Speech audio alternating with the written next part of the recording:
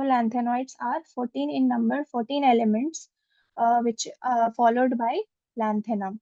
Okay, means from cerium, the atomic number of cerium is 58 to your lutetium. Okay, atomic number of lutetium is 71. And for actinoids are also 14 elements following following actinium. Okay, from thorium to lawrencium. Okay, so what's the atomic number of thorium? It is 90, and for lawrentium it is 103. So these are lanthanoids. So we will study about the lanthanoid and actinoids. So first let's start with the lanthanoids.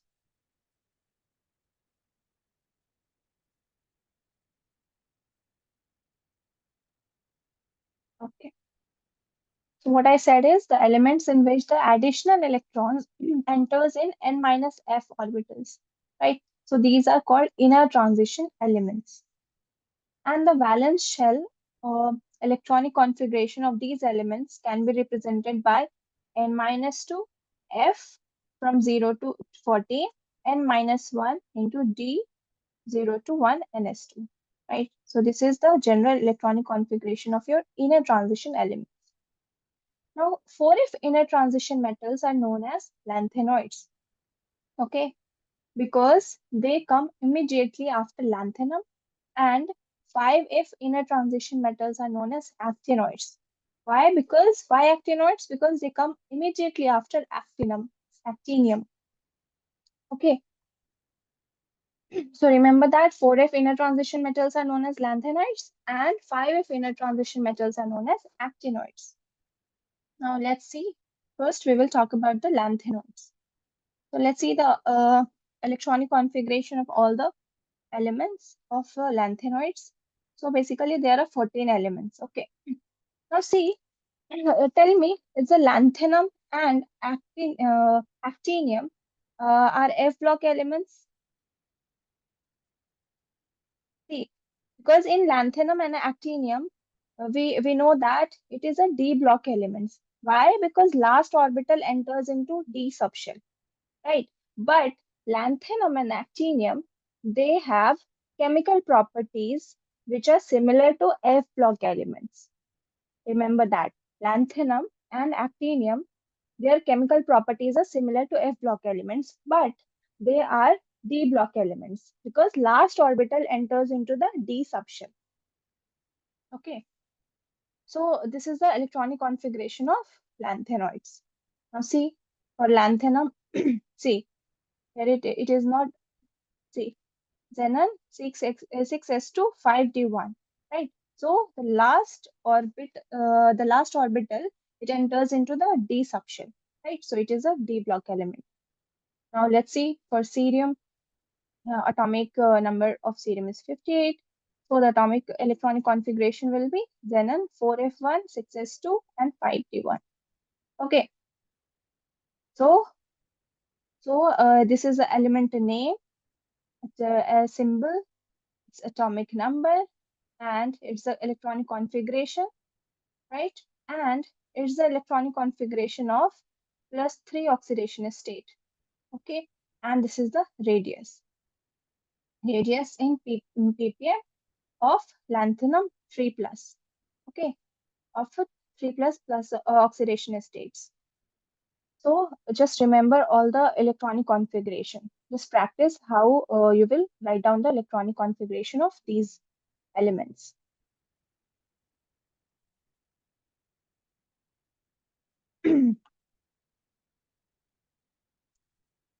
Okay, now let's see the atomic and ionic sizes of lanthanoid.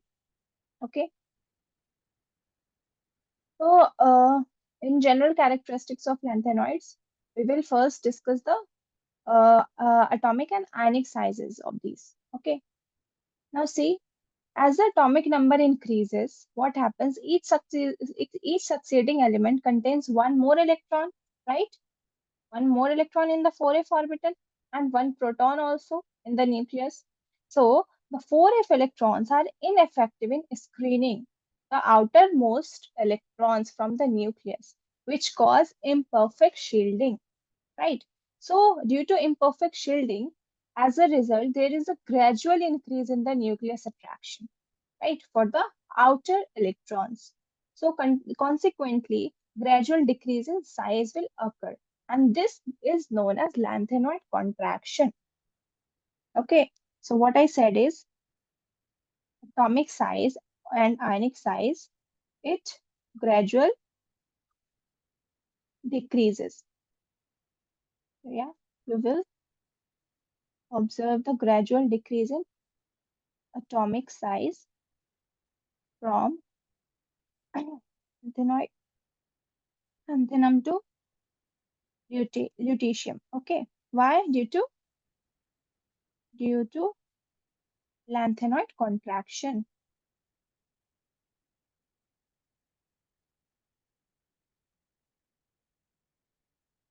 Lanthanoid contraction means due to poor shielding effect.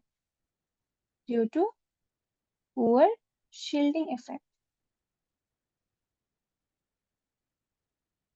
of 4f electron. Okay, just remember that. So there is a gradual decrease in atomic size from lanthanum to lutetium due to lanthanoid contraction. Okay, and the decrease in size, and you will notice the decrease in size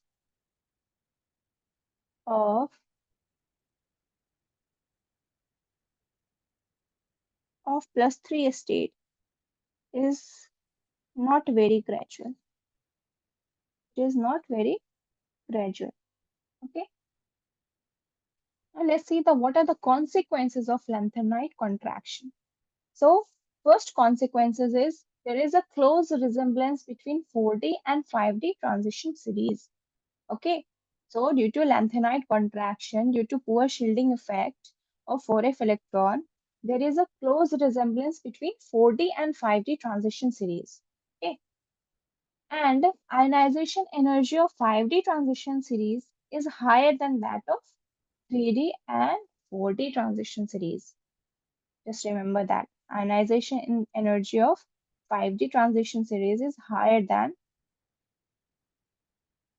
of 5D is higher than that of 3D and 4D. And there is a difficulty in separation of lanthanoids, right? Due to this poor shielding effect of 4f electron.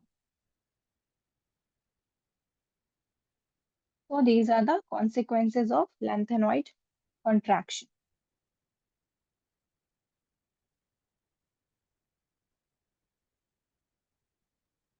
Okay, now see the ionization enthalpy. So ionization enthalpy are fairly low for lanthanoids. First ionization enthalpy is around 600 kilojoule per mole, but the second is about 1200 kilojoule per mole, right? Comparable, which are comparable with those that of calcium. Okay, so there is a fairly low ionization enthalpy. So due to low ionization enthalpy, lanthanoids have high electropositive character, right? So the lanthanoids have high electropositive character. Just remember that due to low ionic ionization enthalpy. Now see,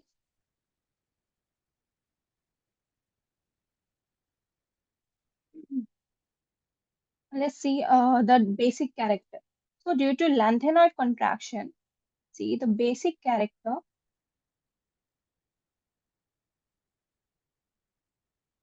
of oxides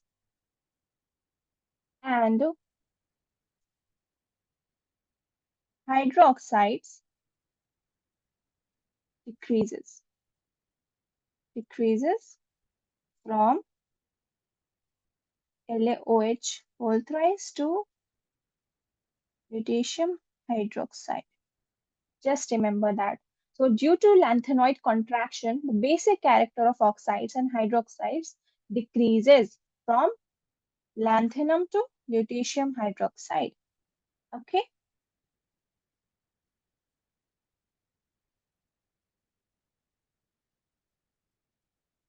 Now let's see the colored ions.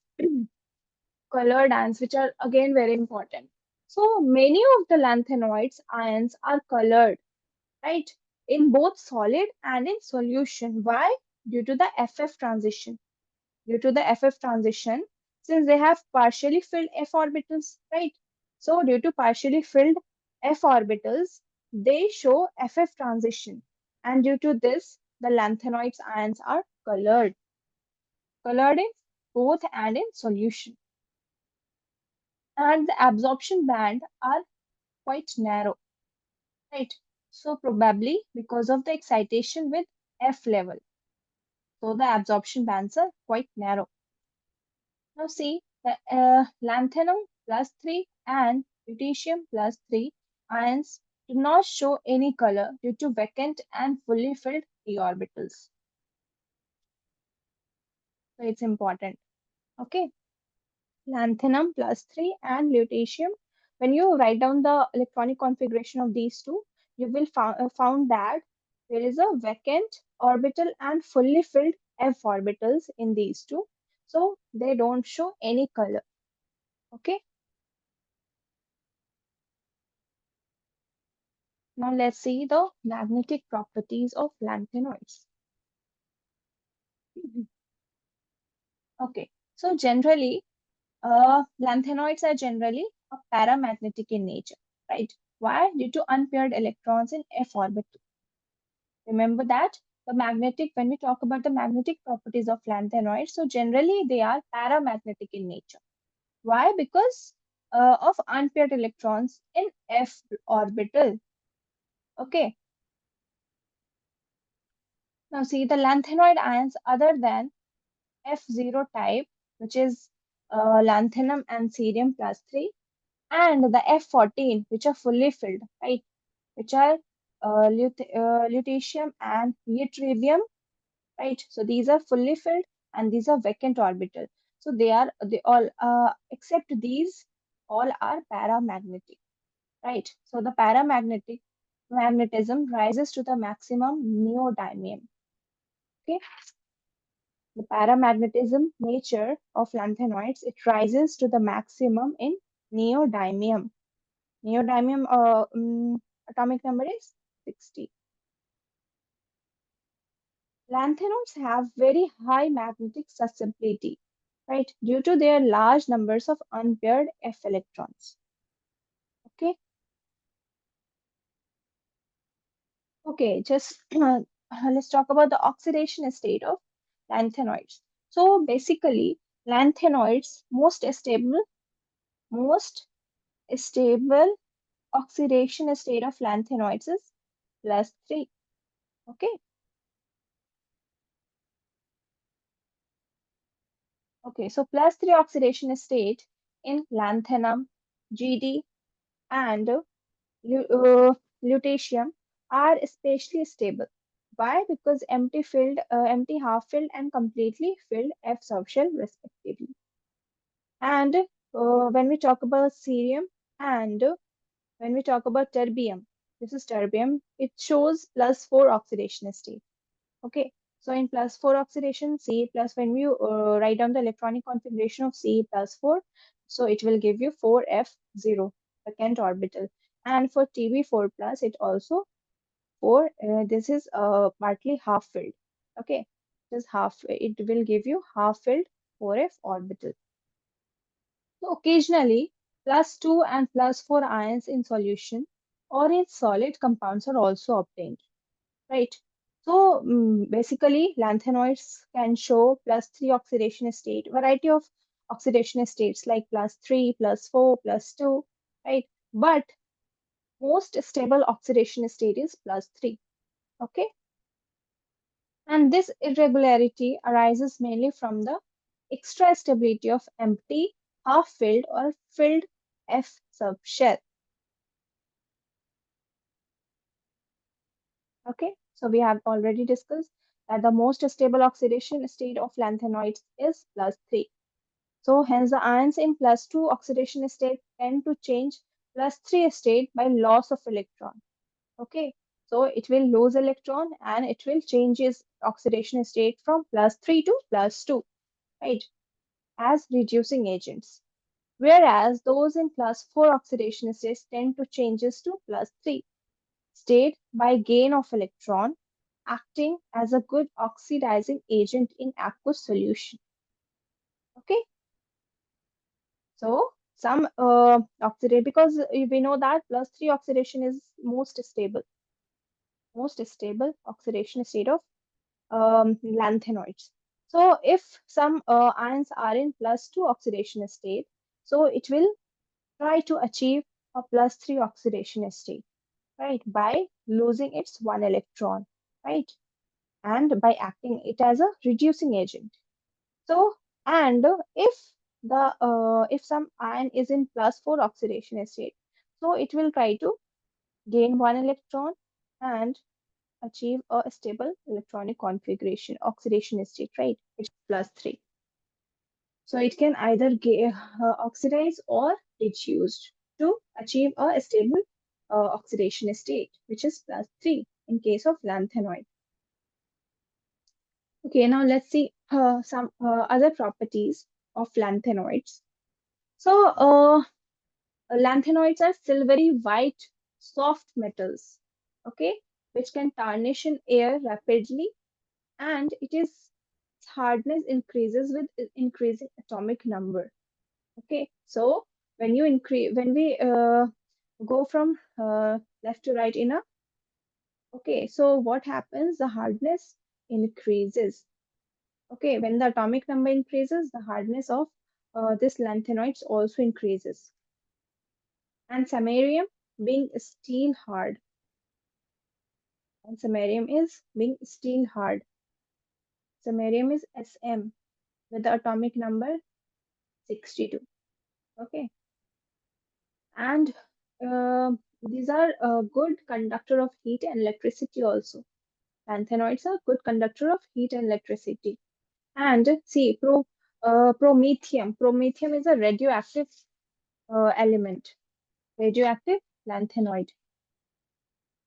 Just remember that. Promethium.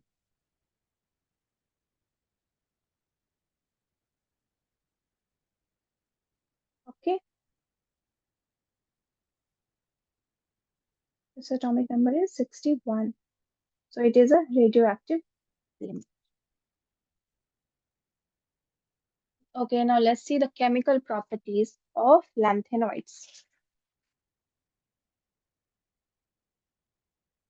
Okay, see. So metal combines with hydrogen when gently heated in the gas. Okay, so basically lanthanoids react with oxygen, hydrogen, halogen, sulfur, nitrogen, carbon, and water. Okay, so we will see some reactions of lanthanoids also. Okay, so when metal combines with hydrogen, when it gently heated in the gas. Okay, and the carbides Ln, Ln3C, Ln2C3, and Lnc2, these are formed when the metals are heated with carbon. Okay, when you heat the metal with the carbon, you will get this carbide, lanthanoid carbide. They liberate hydrogen gas, right, from dilute acids and burn in halogens to form halides. They also form oxides and hydroxides, which are M2O3 and MOH whole thrice, basic like alkaline earth metals, oxides, and hydroxides. Now let's see some reactions of lanthanoids. Now see, the lanthanoids, when it reacts with acids, it liberates hydrogen gas. Okay, and when it reacts with halogens, so it will form LnX3. Okay, uh, lanthanoid halides. And when it reacts with water, it will give a lanthanoid hydroxide, LNOH whole thrice, and also it liberates hydrogen gas. Okay, so when it combines with carbon, okay, so it will give you lanthanoids carbide, metal carbide. So these reactions are very important for your exam. When lanthanoid it reacts, it is being reheated with N2 gas, so it will form metal nitrate. Okay, LNN. See, when lanthanoid it heated with sulfur, it will form Ln2S3. And when it is burned with oxygen, so it will form a metal oxide over here. So these reactions are very important. Chemical reactivity of lanthanoids. Okay, Meera and Upsana, clear? Yes, ma'am. Yes, ma'am. So these are basically the characteristic properties of lanthanoids. Okay, so we have done with lanthanoids. Now let's see actinoid series. Okay, now see what are actinoids? So basically, what are actinoids? So actinoids are the elements that follow actinium, right? Actinium up to lawrencium, and closely it resembles it in physical and chemical properties. So what are actinoids? So these are elements that follow actinium up to lawrencium. Okay, and these are closely resemble in their physical and chemical properties. Now let's see the general electronic configuration. Electronic configuration of actinoids. So actinoids follow the general electronic configuration of, so I'm writing the noble gas configuration. So we know that it is a 5F series, 5F from 1 to 14, 60, 0 to 1, 7s2. Okay, so it is the noble gas configuration of general electronic configuration of actinoids. Okay, and this is written on 86.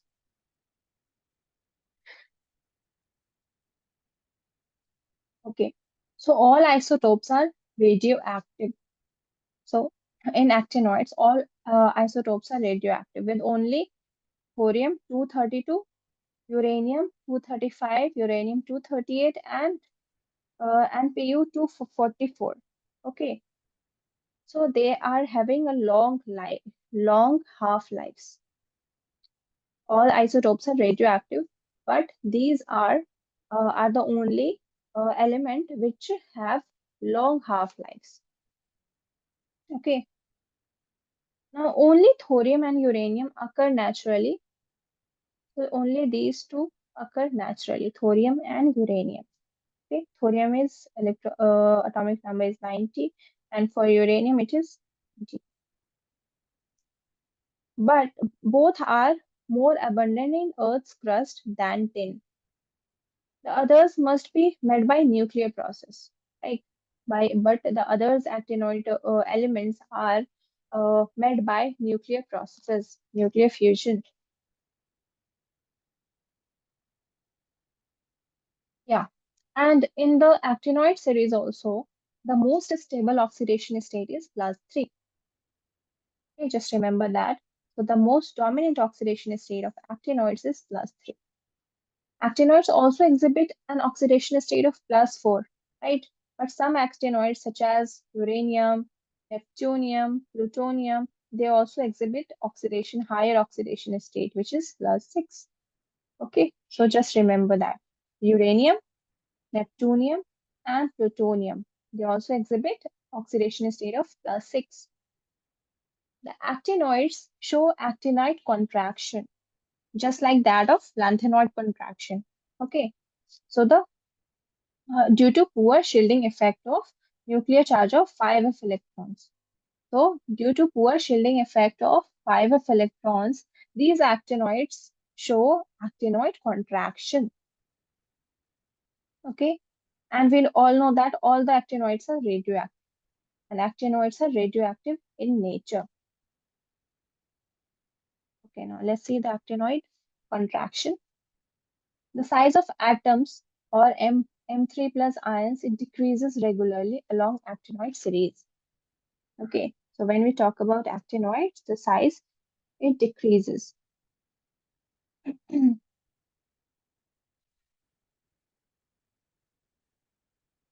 What happens when we talk about the size? So it decreases in size of M3 plus ions. Why? Due to actinoid contraction. Actinoid contraction.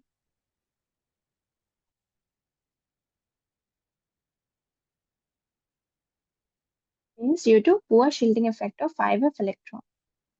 And yeah, just remember that the actinoid contraction, I'm writing it as AC, actinoid contraction is greater than that of lanthanoid contraction. Okay, actinoid contraction is greater than that of lanthanoid contraction due to the poorer shielding effect of 5f subshell. Okay, okay, now let's see the electronic configuration of actinoids. Okay, so these are the electronic configuration of actinoid series, starting from the actinium, thorium, protactinium, uranium, neptunium, etc. Okay, so there are 14 elements as well.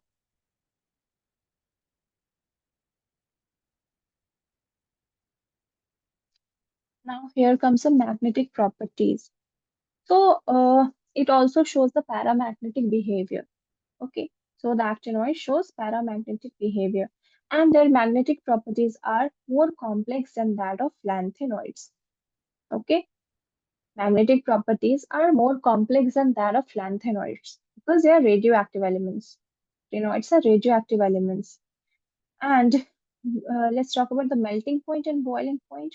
So obviously they have high melting and boiling point, and they do not follow regular gradation of melting point or boiling point with the increase in atomic number. Okay, just remember that there is not a such order that they follow a regular gradation of melting point and boiling point.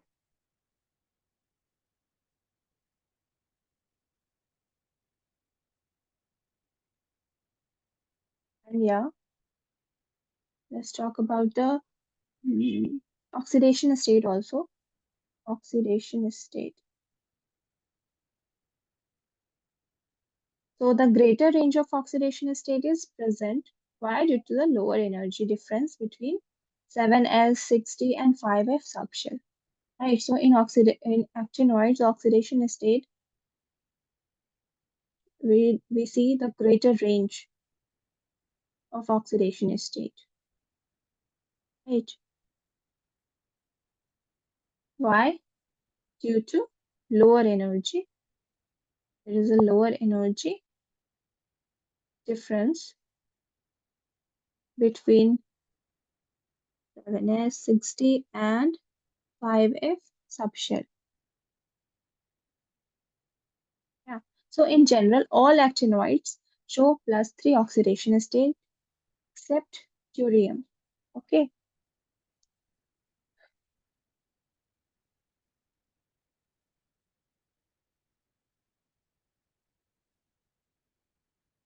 Write down generally. Generally, all actinoids show +3 oxidation state. And what is the exceptional? Exceptional case? Thorium. Okay. So thorium is the exception case.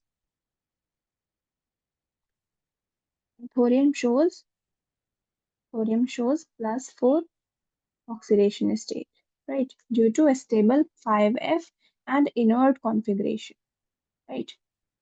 Why thorium shows +4 oxidation state? Due to stable 5f0 configuration and inert configuration. Okay, so you have to remember all the exceptional case. And actinium and lawrencium both show +3 oxidation state in most of the compounds. Okay, let's talk about the ionization enthalpy. So in this case, actinoids have lower ionization enthalpy. So if it has a lower oxidation ionization enthalpy, so its electropositivity is higher. Okay, so its electropositivity is higher. Just remember that. Now let's talk about the color. So generally, actinoids are colored ions. Okay, color, and the color depends on upon the number of 5f electrons, right? On the number of 5f electrons. The ions containing 5f0 and 5f7 are colorless, just like that in the lanthanoid case we have discussed. Okay, so the ions containing 5f0 and 5f7 means the vacant and half filled f orbitals. They shows colorless, right? They are colorless. And for example, let's discuss some colored ions also, like uranium 3 plus. So it has a 5f3, 5f in the f orbital. There are 3 electrons, right? So it will show red color. It will show red color. Okay.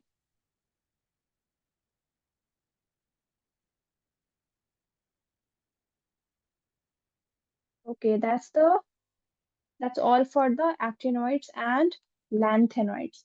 Now let's compare these lanthanoids and actinoids. Just a second.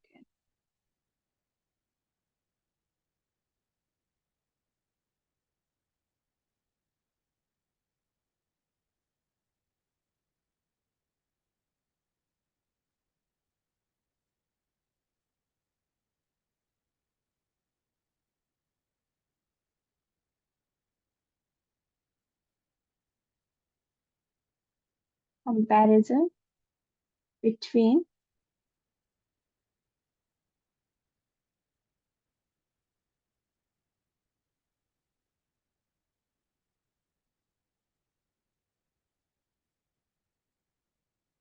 lanthanoids and actinoids.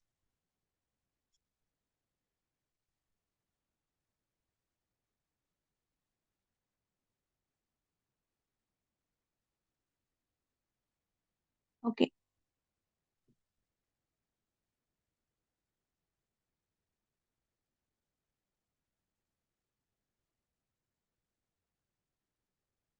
okay, now see, if we talk about the basic strength of hydroxide of uh, lanthanoids, so it decreases with increase in atomic number.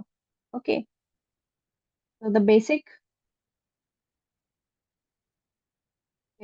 strength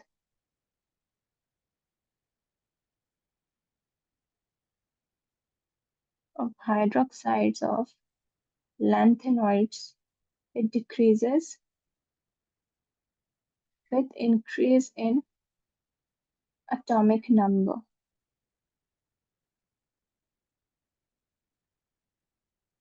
Okay, but in that case, in the case of actinoids, it doesn't follow this trend. Okay, now early lanthanoid and actinoids have similar properties.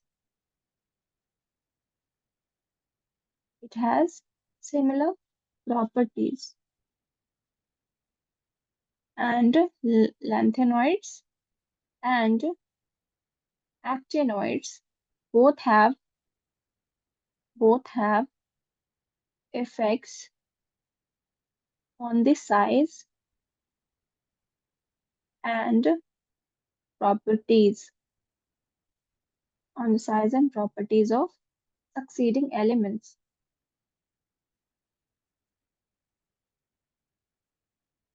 Okay, lanthanoids and actinoids in both the series, they have effects on the size and properties of succeeding elements. So these are the similarities between them, and now let's see the differences between the lanthanoids and actinoids.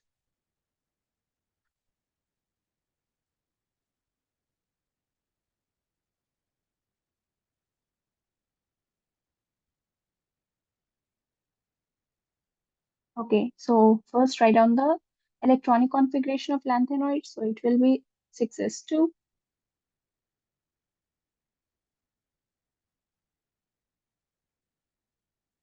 5d from 0 to 1, 4f from 1 to 14. Okay, in the case of actinoids, what will be the general electronic configuration? So it will be 7s2, 6d, 0 to 1, and it is 5f, 1 to 14. Okay, in the case of lanthanoids, it is the oxidation state is mostly +3, and in fewer cases, we have seen the oxidation state +2 and +4 also. Okay, but in the case of actinoids, +3 we have seen, and they are much higher oxidation state also. Higher oxidation state, such as +4, +5, +6, and much higher, +7. Okay, third differences is, so in this case, in the lanthanoids, 4f electrons are they are tightly held by nucleus. Tightly held by nucleus. And in the actinoids, here 5f electrons are not as tightly as tightly held by nucleus. Okay, so that's why the 5f electrons have more poor shielding effect than that of 4f electrons. Third point will be the 4f electron have greater shielding effect. Greater shielding effect means the contraction will be less. Contraction is less. Okay, that's why the lanthanoid contraction is less than that of actinoid contraction. And in the case of actinoids, 5f electron have poor shielding effect.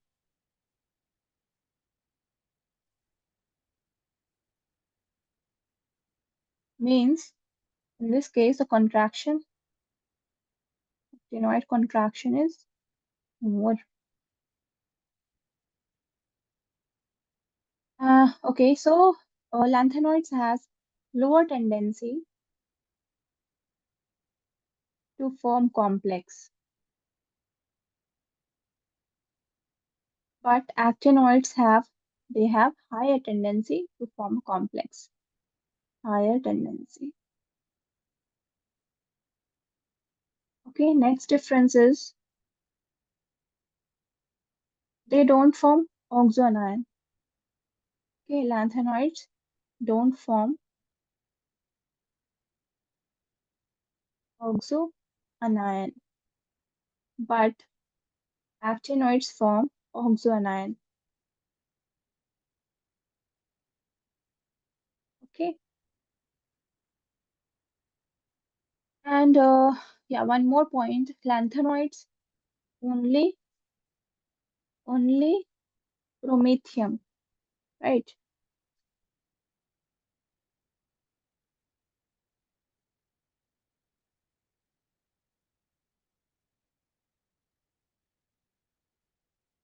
Is reducing agent, but in this case, all are reducing agent.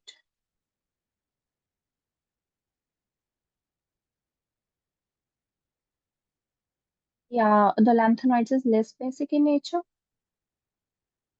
but the actinoids are more basic in nature. Okay, so please write down the differences of lanthanoids and actinoids.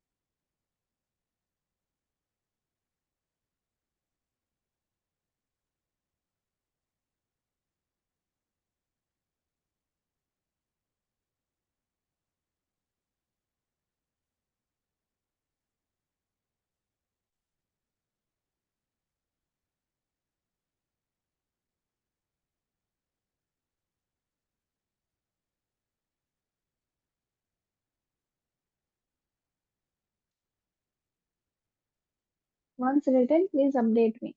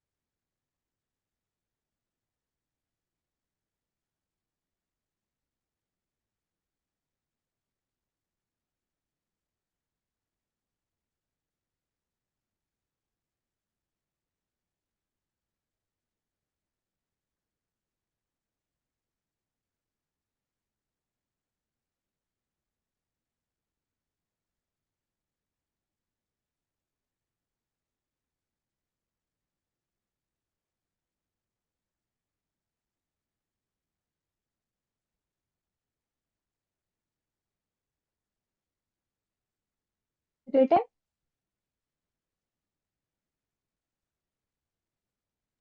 Yes, ma'am. Yes, ma'am. Okay.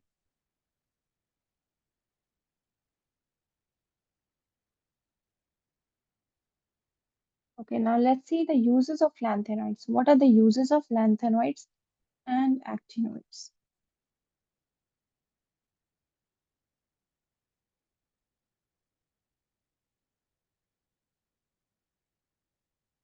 Okay, so see, most lanthanoids and actinoids, they are used in fuels in atomic reactors.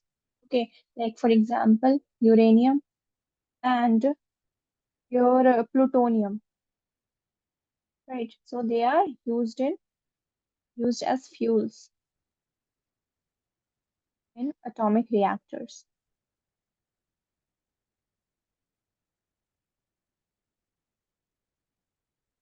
Okay, and your uranium salts are also used in medicine. Uranium salts, they are also used in medicine,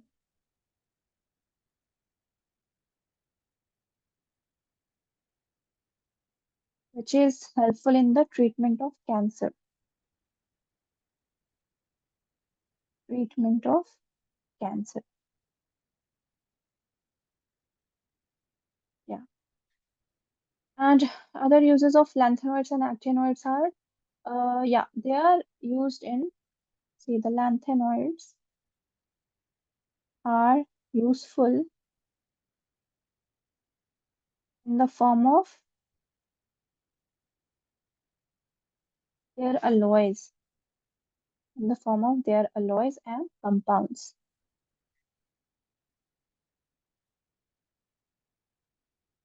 Okay. Some alloys of lanthanoids are used in jet engine parts also.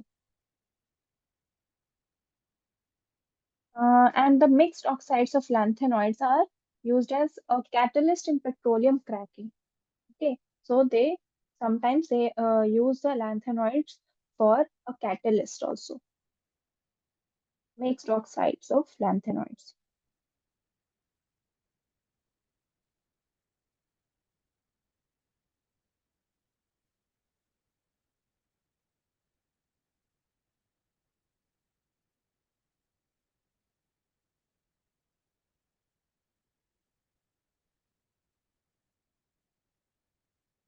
Okay, please write it down.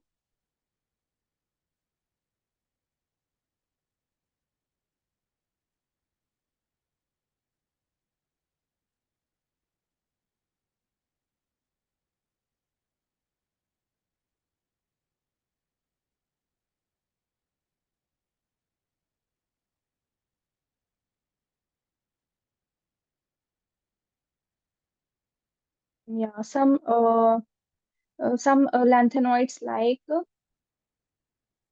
neodymium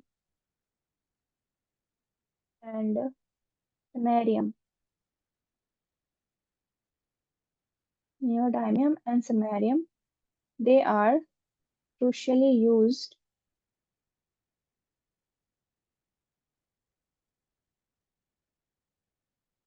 crucial components in strong permanent magnet also. They have magnetic properties, right? So they are the crucial important components in permanent magnets, which are used in electric motors,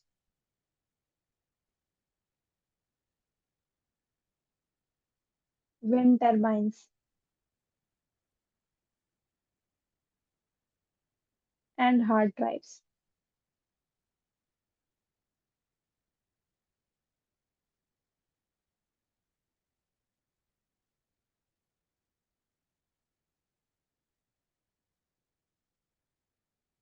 And yeah, actinoids, which are like plutonium, right? This is a radioactive element. So these are used in nuclear weapons. Actinoids are used as a nuclear power, nuclear weapons, and they have medical applications also. So due to their radioactivity, actinoids are used in medical treatments like radiotherapy. Okay, okay, please write it down. So actinoids,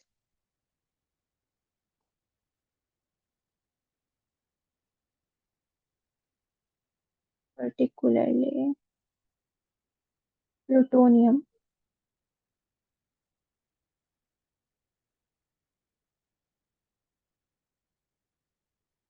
used in nuclear weapons.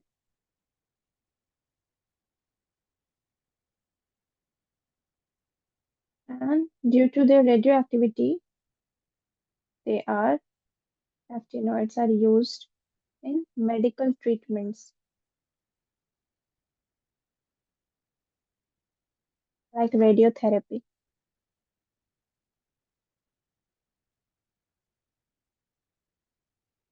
Okay,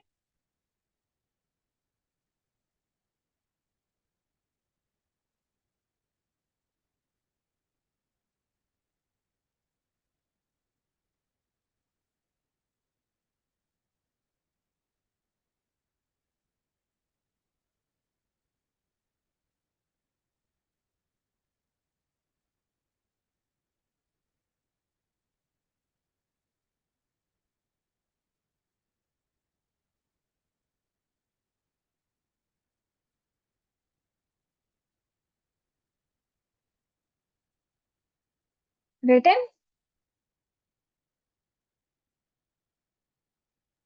Yes, ma'am.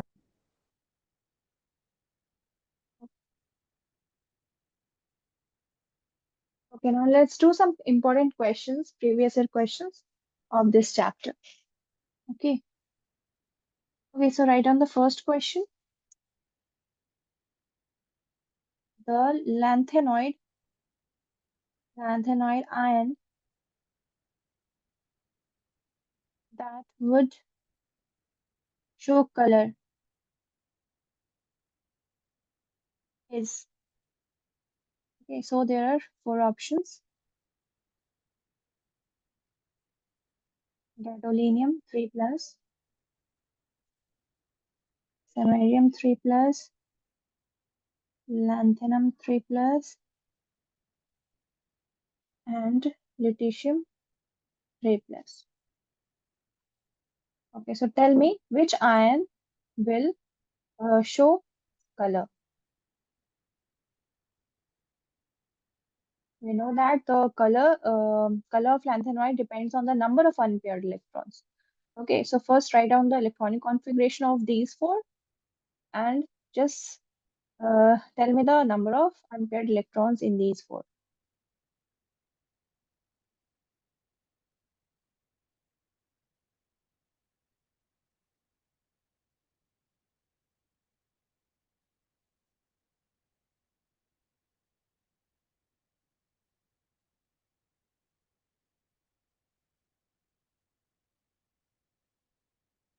Meanwhile, I'm writing the second question over here.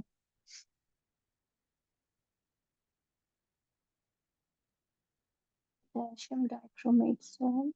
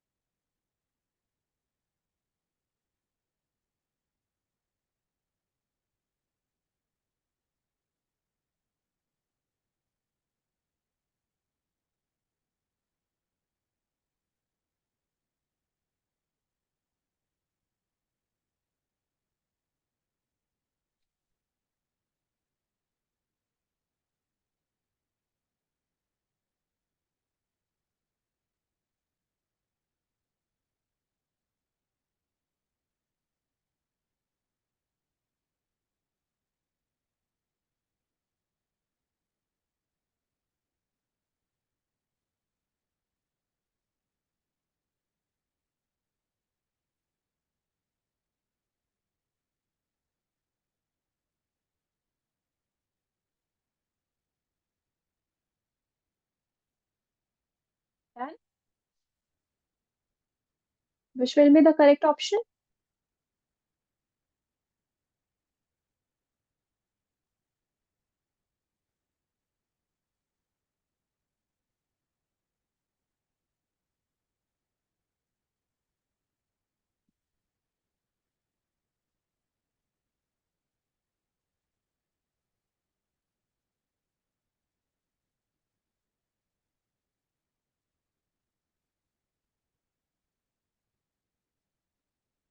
Ma'am, I said B is something.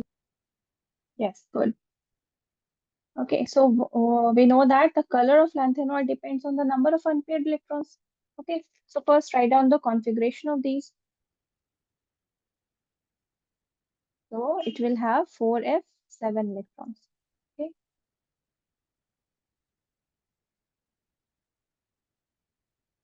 so for this, for samarium, it is samarium 3 plus, it will be 4f5. And for lanthanum 3 plus, it will be 4f. Okay, so the 4f electrons, this is a vacant 4f14. Okay, now see the tri-positive lanthanoid with, we know that the tri-positive and with 4f0, right? Just a second.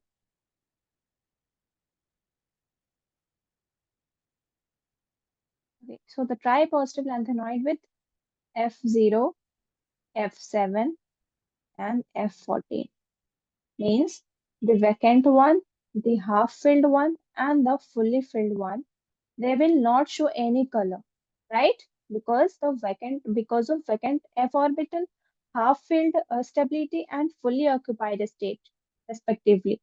So what will be the option? So this is the half filled, right? So this is vacant and this is fully filled. So what will be the option? Second. Okay, so this is the correct option, samarium 3 plus. This will show some color. Clear? So Yes. for this, Yes, ma'am. okay, you have to learn how to write down the electronic configuration first. And just remember the atomic number also. Okay, let's move to the second question. Second question is from the potassium dichromate. Okay, so the potassium dichromate, it acts as a strong oxidizing agent in acidic solution. Okay, so during this process, the oxidation state changes from what? So options are from +2 to +1, +3 to +1, +6 to +2, right? And +6 to +3. Just please solve it and tell me which option is correct.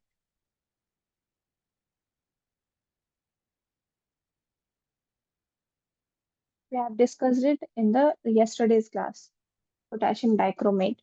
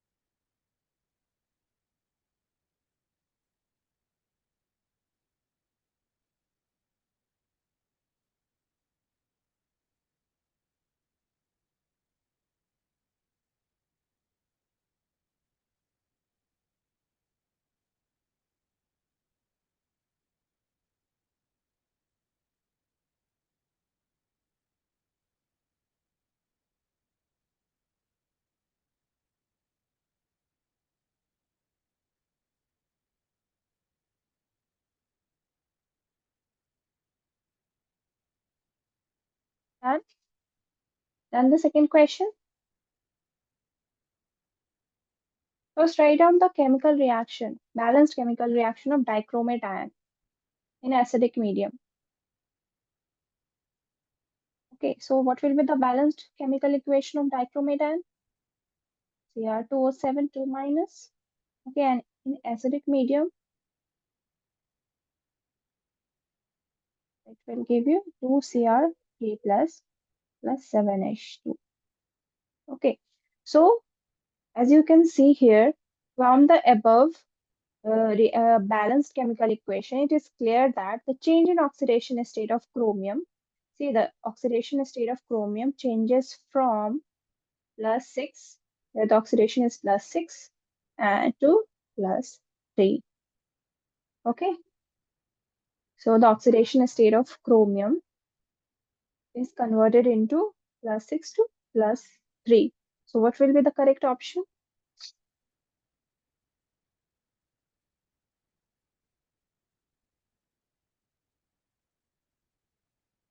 So it is D.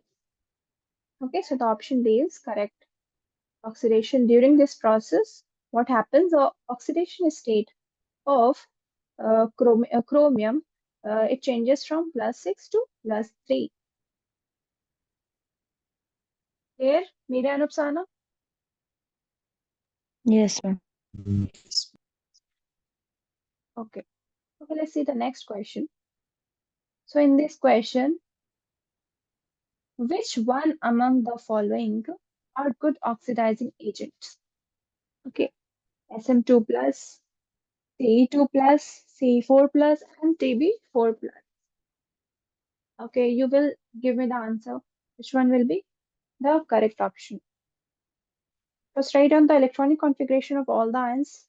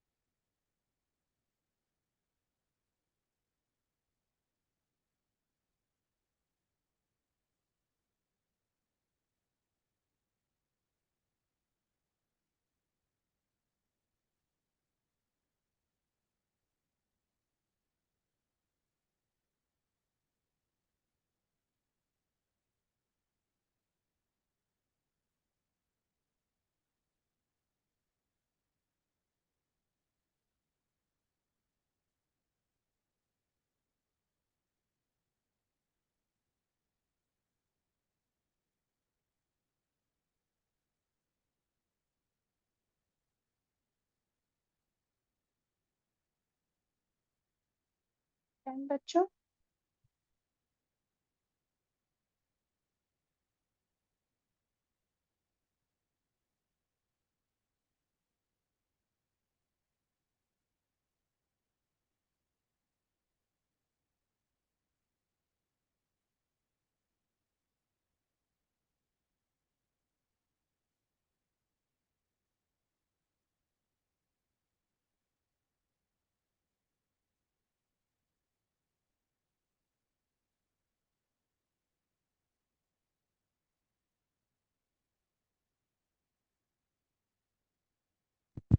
Ma'am, is it option 1, C and D? option 1, C and D. Okay, let's see how. So first we will write down the electronic configuration of all these. Okay. For Sm2 plus, what will be the electronic configuration? Mira, Nn, and 4f6 it is. 6. And yeah, and for Ce2 plus, tell me. 4f1, 5d1. Okay, and in 4f, how many electrons will be there? 2. Okay, and for Ce4 plus, so there will be a vacant f orbital. And for Tb4 plus, so it will be half filled f orbital. Okay, so as you can see that out of the following ions, only Ce4 plus and Tb4 plus, they will act as a good oxidizing agent, right? Why? Because they can easily be readily be converted into +3 oxidation state, right? So this C plus 4, it will oxidize. It will be converted into Ce plus 3 very easily. Similarly, Tb4 plus, it also converted into Tb plus 3. Okay. Why? Because it is a good oxidizing, good oxidizing agent. Okay. So what will be your option? Your option will be C, C, and D. Option 1. Okay.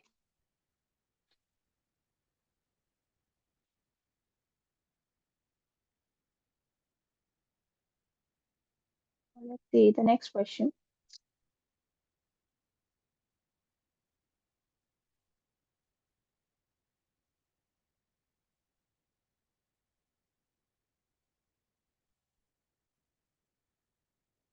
So they have asked the formula for Nessler reagent. Nessler reagent. Options are HgI2, K2HgI4, KHgI3, and D is your KHg2I2. I2. Okay, and this is a question of JEE Mains 2023 question. Okay, you know what is Nessler reagent? So see, basically a Nessler reagent is an aqueous solution of potassium iodide, mercury chloride, hydroxide.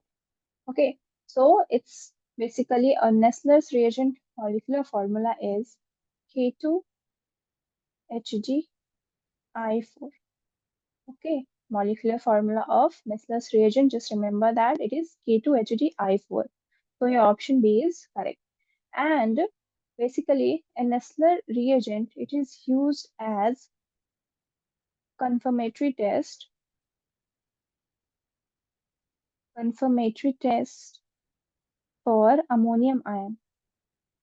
Okay, just remember that. We done this test in the lab to confirm the presence of a ammonium ion. Right? And it is and in that test we use this Nessler reagent. Okay, let's see the how we will perform the confirmatory test for ammonium ion. So what we have to do is just take in this test we take aqueous solution of salt, aqueous solution of right ammonium salt, whether which in test tube, and we add Nessler's reagent. Okay, means K2HgI4 Nessler's reagent mixture in that. So what will happen if the ammonium ion is present? Then you will observe there is an appearance of brown or yellow colored PPT.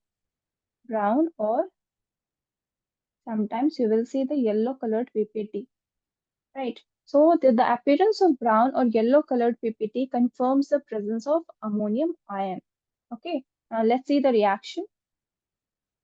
K2, HgI2. This is a Nessler's reagent.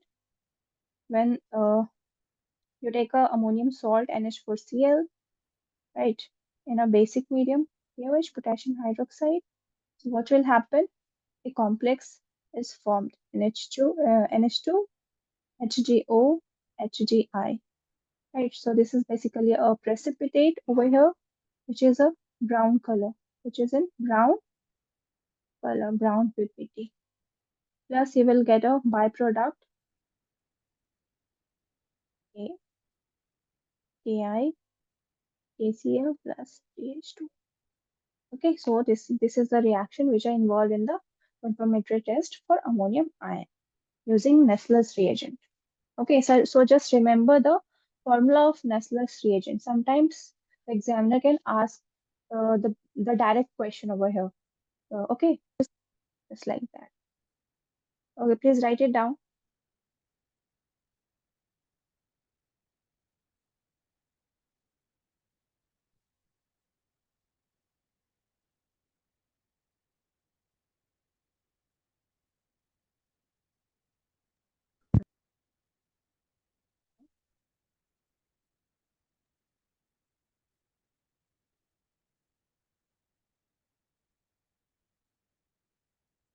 Let's see the next question. So in this question, they have directly asked the electronic configuration. Okay, electronic configuration of neodymium 2 plus ion. And the options are 4F3, 4F4, 6S2, 4F4, and 4F2, 6S2. Okay, so this is the question which have been asked in 2023 JEE exam. Okay, just tell me the answer. First, write down the electronic configuration of neodymium. Okay, then write down the electronic configuration of neodymium 2 plus ion. Okay, and just tell me the configuration over here. How many electrons will goes to 4f orbital?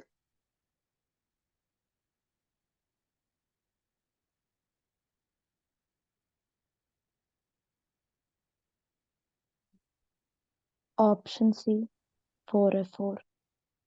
Good.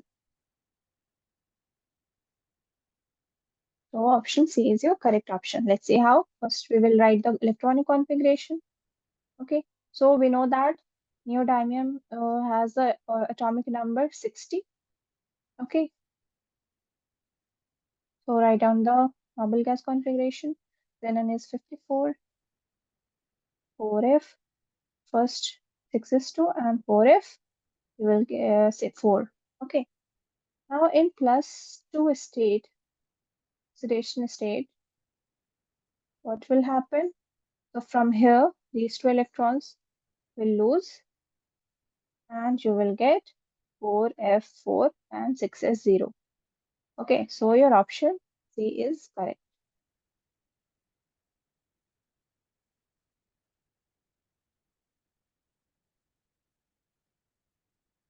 Okay. Okay, next question is in the flame test. The flame test of a mixture of salt.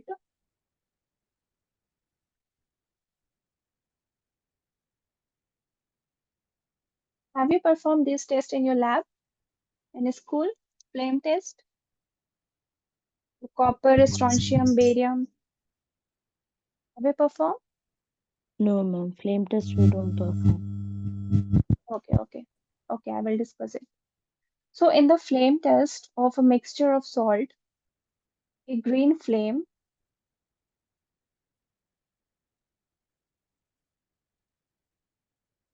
with blue center was observed. Okay, so which one of the following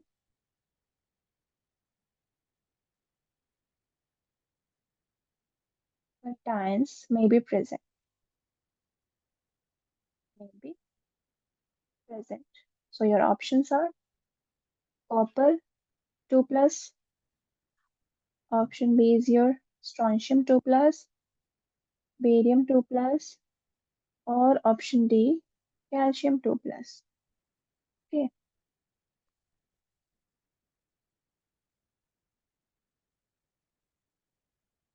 write down the question. So this question has been asked in 24th June 2020 JEE main question.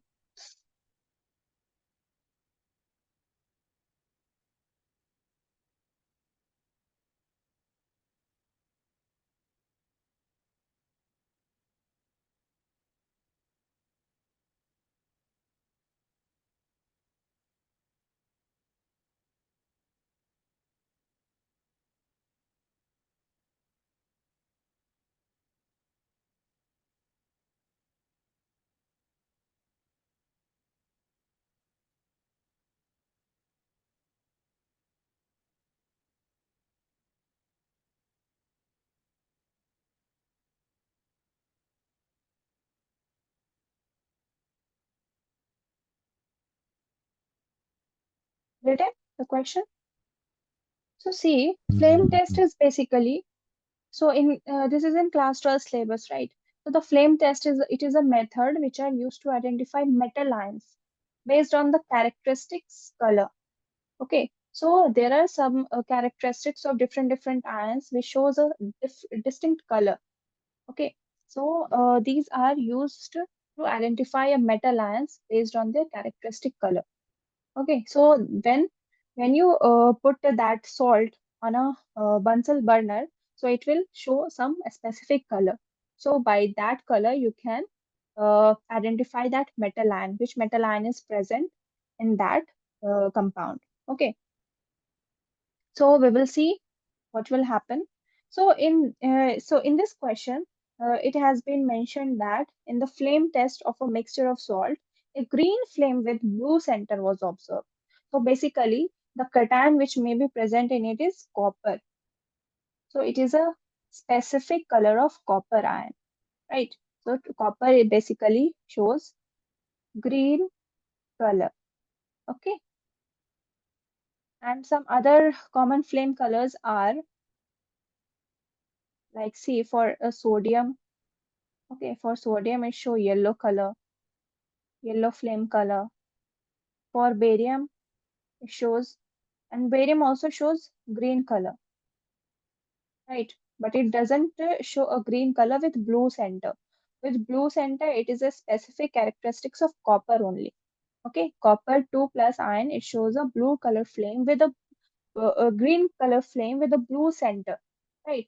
But barium shows only a green color flame, barium 2 plus ion. So it's and just like that, a strontium 2 plus, it shows a crimson red color flame, crimson red color flame. Okay, and yeah, for calcium 2 plus, it shows brick red color. Okay, so what you have to do in this experiment? So basically, the procedure of this experiment is first you will have to take a clean platinum rod, okay, and just clean it with the hydrochloric acid and rinse it with distilled water. Okay, then after that, dip the clean wire loop into a solution or a powder of the metal salt. Okay, so you will just dip a platinum loop into a solution, right? Or whether it is a powder of metal. Okay, just dip it in the powder of the metal salt and then heat it to the hottest part of the Bunsen burner. Okay, so what you will observe when you hit that platinum wire on the Bunsen burner, you will notice some color of the flame produced. Okay, and that color, from that color, you will identify that metal ions.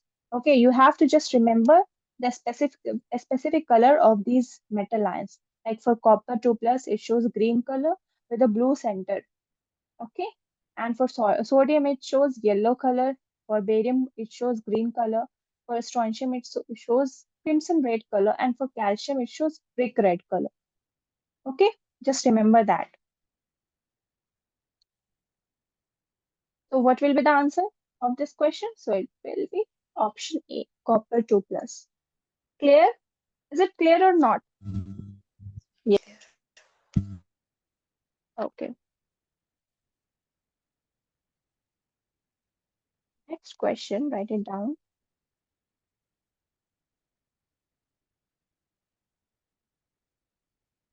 Cerium 4. Cerium is in 4 oxidation state. It has a noble gas configuration. Noble gas configuration. Now the question here comes is, which of the following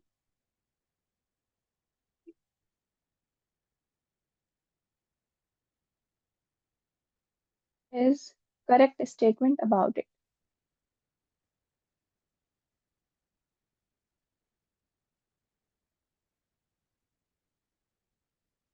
Okay, so the options are, first option is it will not prefer to undergo redox reaction. Redox reactions. Second option is it will prefer to gain electron and act as an oxidizing agent. Okay. Third option is your it will prefer to give away an electron and behaves as reducing agent. Okay. And the option D is your it acts as both oxidizing agent and reducing agent. Okay. So tell me the which option is correct.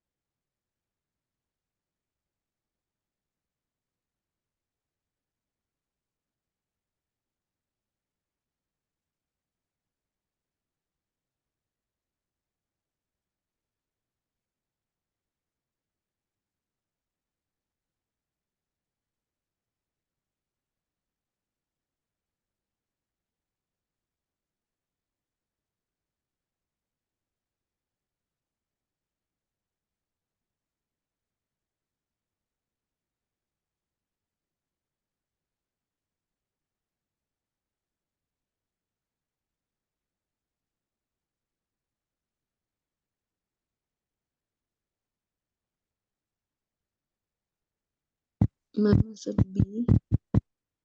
The option. Okay. Good. B. Yeah. Good.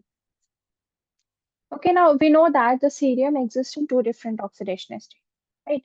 Plus 3 and plus 4. Okay. So now it shows here in this question, cerium shows plus 4 oxidation state, right? So it will act as an a strong oxidizing agent. Okay. So what will happen? It will accept electrons, right? And it will achieve a stable electronic configuration, which is Ce3 plus. Okay. So because of half filled the subshell, because we know that most stable and common oxidation state of lanthanoids is plus 3, right? So all ions will try to achieve the stable electronic configuration, which is plus 3. Okay, so what will be done over here?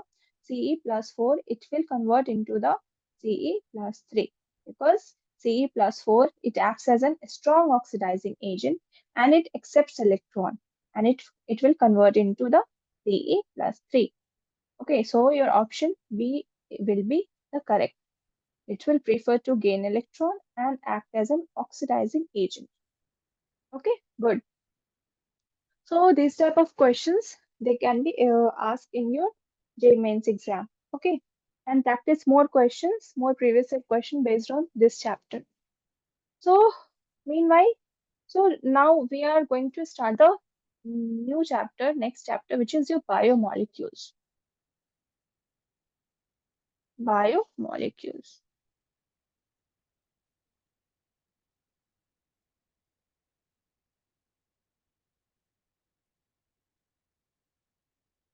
What are biomolecules? Bio and molecules. Biomolecules are what?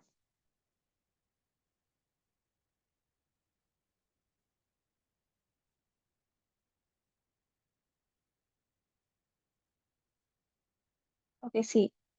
So we all know that living systems are made up of various complex, right? Various complex of biomolecules like nucleic acids, carbohydrates, proteins, etc. Right? So these are biomolecules. And chemically, what we can define carbohydrates. For example, carbohydrates. So how will you define carbohydrates? Tell me, what are carbohydrates?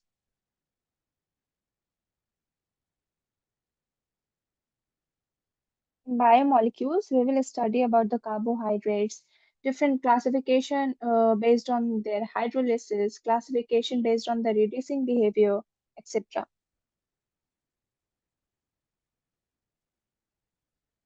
Yeah, okay, see. So we know that living systems are made up of various complex biomolecules like nucleic acids, carbohydrates, proteins, lipids, etc. And carbohydrates and proteins are essential constituents of our food, right? So, in addition, some simple molecules like mineral salts and vitamins also play an important role in the functions of organisms, right? So, first, in this chapter, biomolecules, we will start with the carbohydrate, which is an essential part of our life. Carbohydrates.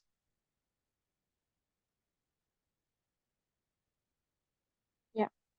So, what are carbohydrates? So, basically, carbohydrates are the hydrates of carbon, which are naturally occurring compounds. Okay, write it down. The carbohydrates, which are the hydrates of carbon, they are naturally occurring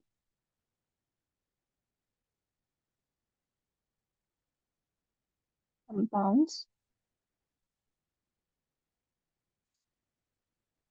Okay, and what are the general formula? General formula of carbohydrate is CxH2O(Y). Okay, and this carbohydrates are constantly produced in nature and participate in many important biochemical reactions. So, can you please give me the examples of carbohydrates? What are the examples of carbohydrates? Glucose, Yes. Formula for glucose? C6. Yes. Fructose. C6H12O6. Yeah, good. Fructose. Sucrose, Yes, good.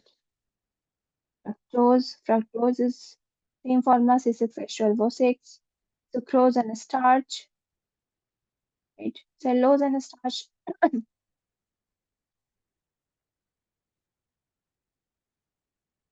What is the general formula of cellulose and starch? C6H10O5. Okay. Sucrose. which is a cane sugar, right? C12H22O11. Maltose, another example of carbohydrate, which is called a malt sugar, C12H2O11. Okay, so this is the general formula of carbohydrates. Yeah, but some compounds which have formula according to are, see, there are some exceptions also which doesn't follow this general formula, right? Like formaldehyde, acetic acid, lactic acid, right? So, but write down some compounds are there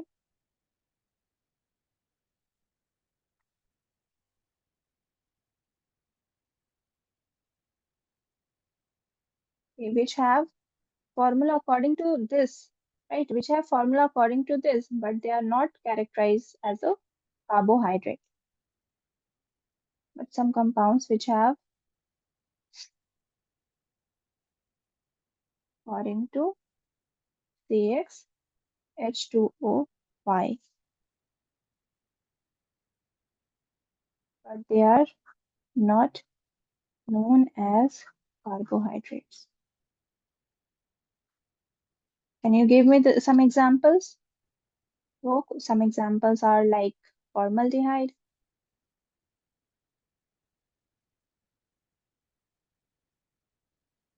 What is the formula? CH2. CH2O means HCHO. Right? This is the formaldehyde. And the formula is according to this formula. CxH2O. Here the value of X and Y is 1. So that's why the formula is CH2O. Now let's see for acetic acid. So what's the formula for acetic acid? Using this formula C2H2O2. Okay, so this is the acetic acid. Here the X and Y value is 2. Again, the lactic acid. Lactic acid is another example which has the same formula, but it is not considered as the carbohydrate. C3H2O whole thrice. Right? So these are some examples which have the same formula as that of carbohydrate, but they are not considered as a carbohydrate. Okay. And now see, chemically, carbohydrates may be defined as optically active compound. Just a second.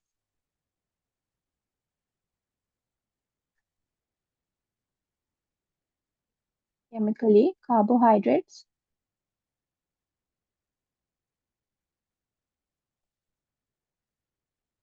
they may be defined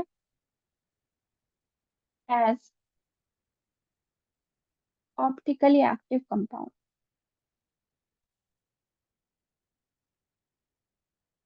Polyhydroxy aldehydes or ketones or the compounds which produce such units on hydrolysis. On hydrolysis. Okay, so chemically carbohydrates may be defined as optically active. So what is optically active mean? Oksana and Meera, tell me, do you know what is optically active means? Compounds which can change the direction of plain polarized light. Yes, good. Right. So the substances which are typically chiral molecules and that can rotate the plane of polarized light as it passes through them. So that type of substances known as optically active compounds. Okay.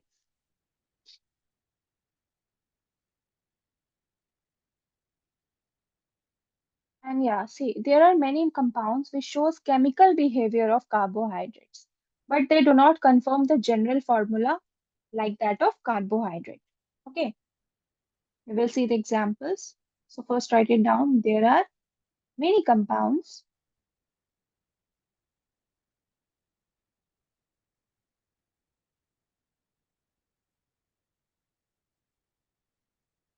which shows chemical behavior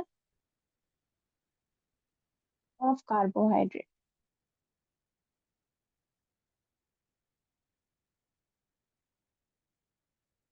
but they do not confirm the general formula. Okay, like for example, 2-deoxyribose, right?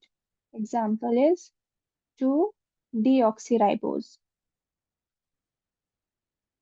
So it's a carbohydrate, right? Its chemical behavior is like a carbohydrate, but it doesn't follow this general formula, right? So the formula for 2-deoxyribose sugar is C5H10O4.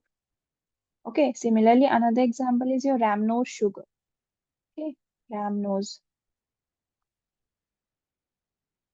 What is the formula for ramnose? C6H12O5. Okay, now see the carbohydrates. We know that it is the energy source of living beings, right? And they are the most abundant organic compound around us. So carbohydrates are very, very essential for all the human needs, for all the living beings. Okay. Now, in the metabolic process, in the living beings, glucose is usually, see, in the metabolic process, what in living beings, glucose is usually oxidized into carbon dioxide and water, right, to give energy to the cell for their functioning. Okay, we all know that. And okay, tell me one thing. Which carbohydrate is there which is 500 times sweeter than sucrose? Name the carbohydrate which is 500 times sweeter than sucrose. Do you know?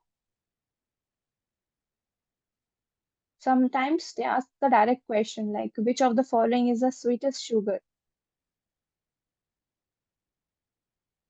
Like for example, there is a question, which of the following is the sweetest sugar? Options are fructose, glucose,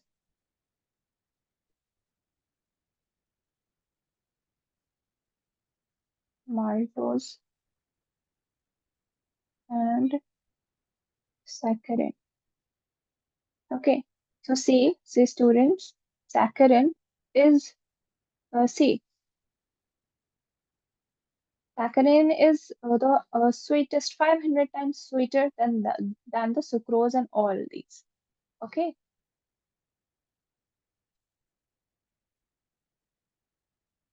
so saccharin is the sweetest of all.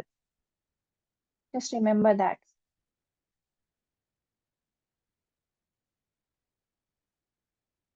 Yeah, and saccharin is not a carbohydrate. Just remember that saccharin is not a carbohydrate, but is 500 times sweeter than that of sucrose. Okay, you can write it down. Okay, now we will see the classification of carbohydrates.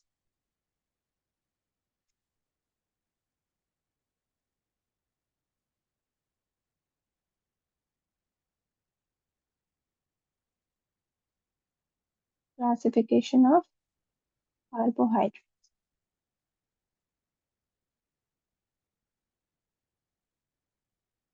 Okay, so basically the carbohydrates are classified on the basis of their behavior on hydrolysis.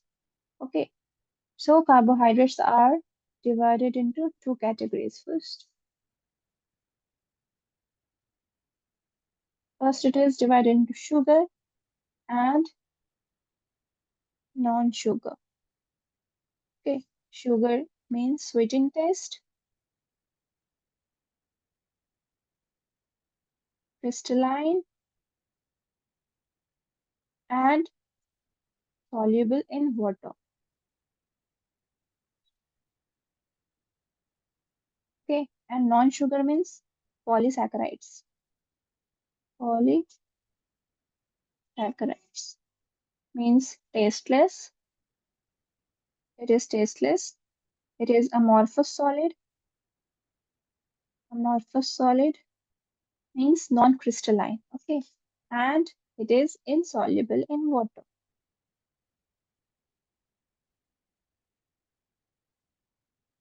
Okay, and yeah, these yields many sweet monosaccharides on acidic hydrolysis. Okay, but in this chapter, we will only discuss the sugar types. Okay, the classification of carbohydrates, which is a sugar, and this sugar is classified into two types, which is monosaccharides, monosaccharides and oligosaccharides. Oligosaccharides. And further, these monosaccharides are divided into aldose and ketose sugar. Okay, and these oligosaccharides are divided into three categories. First category is disaccharides. For example, sucrose, maltose, disaccharides. Example is sucrose, maltose, lactose, etc.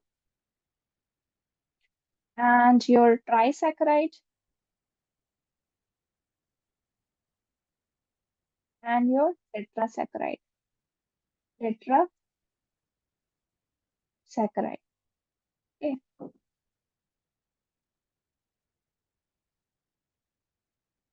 The example of trisaccharide is raffinose, right?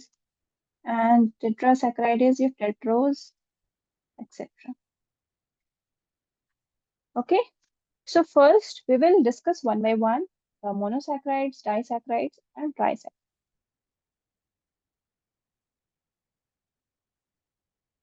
Okay. So first one is your monosaccharide.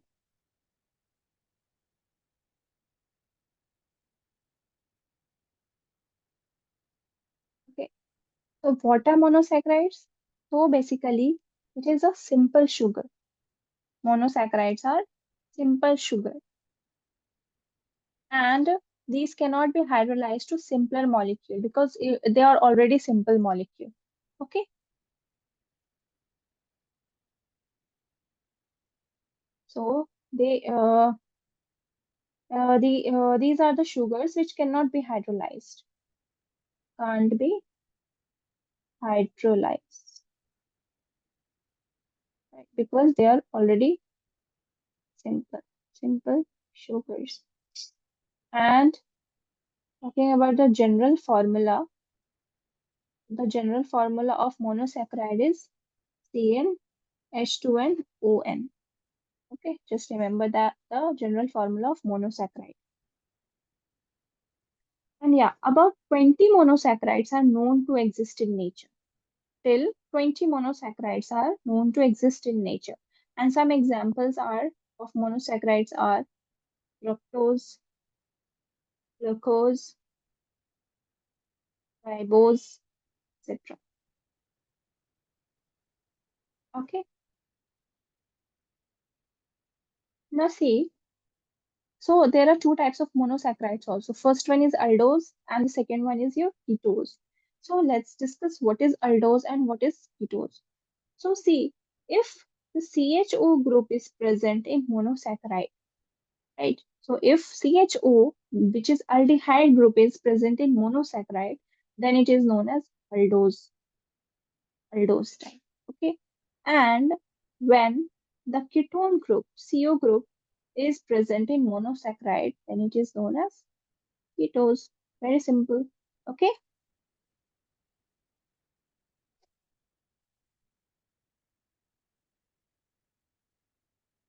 Okay, now let's see what will be give name to those. For example,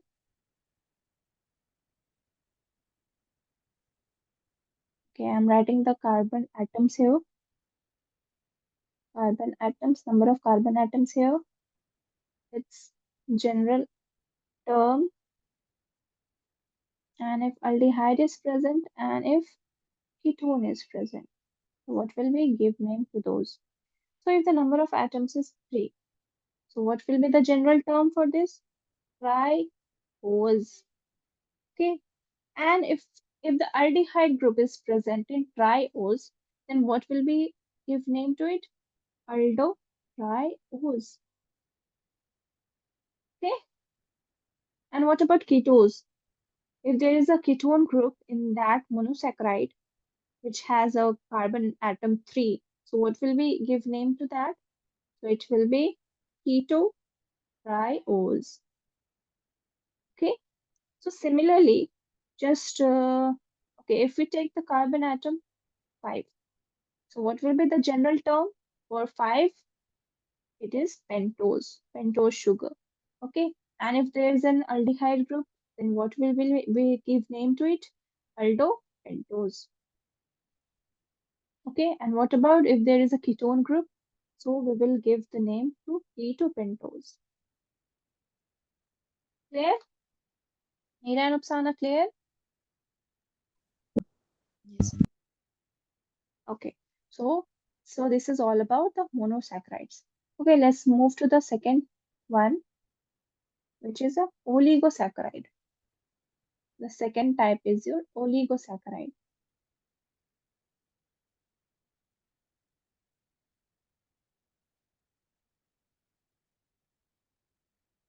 Okay.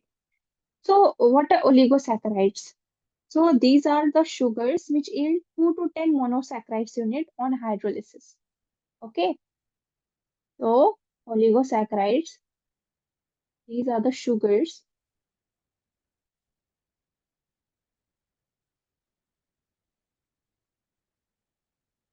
which yields 2 to 10 monosaccharide unit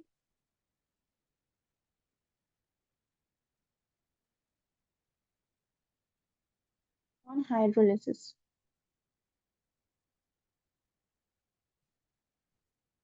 Okay. And when two monosaccharide units are obtained on hydrolysis of a disaccharide, then they may be the same or sometimes different. Okay. If on hydrolysis, let's see, on hydrolysis of disaccharide,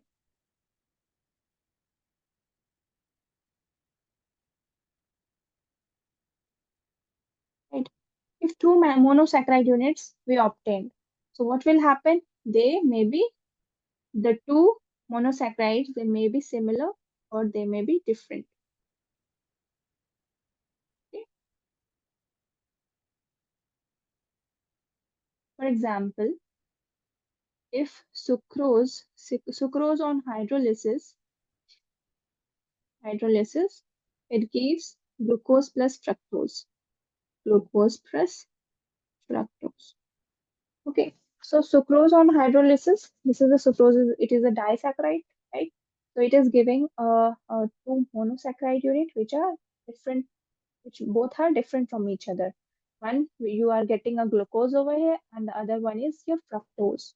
Okay. So you can get on the hydrolysis, when you do hydrolysis of disaccharide, then the two monosaccharides can be the same or of different. Okay.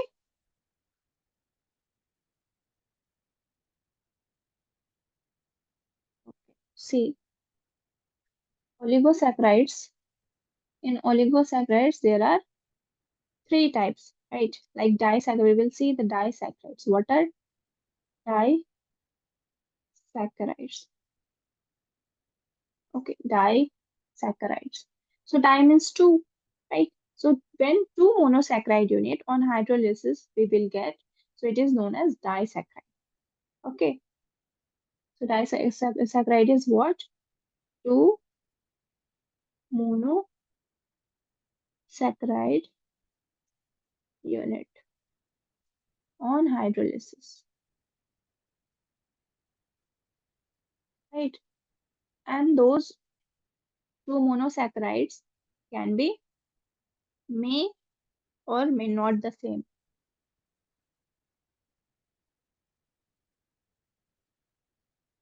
Okay. For example, sucrose and maltose, right? Sucrose and maltose. Next is your trisaccharide.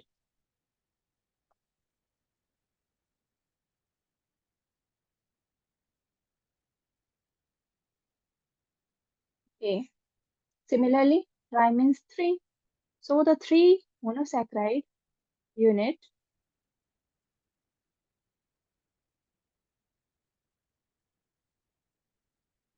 we get on hydrolysis.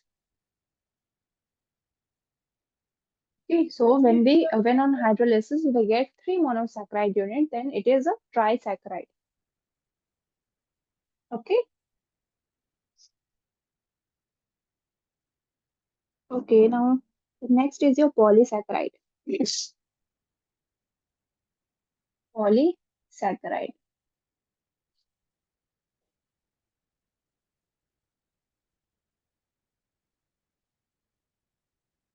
Okay, so basically polysaccharides, these are the non-sugars which yield a large number of monosaccharide unit on hydrolysis. Okay, large number of mono because poly means many, right? So you will get on hydrolysis, you will get a large number of monosaccharides. Okay, so and polysaccharides are the carbohydrates which on hydrolysis yields a large number of monosaccharides. So it's write down on hydrolysis,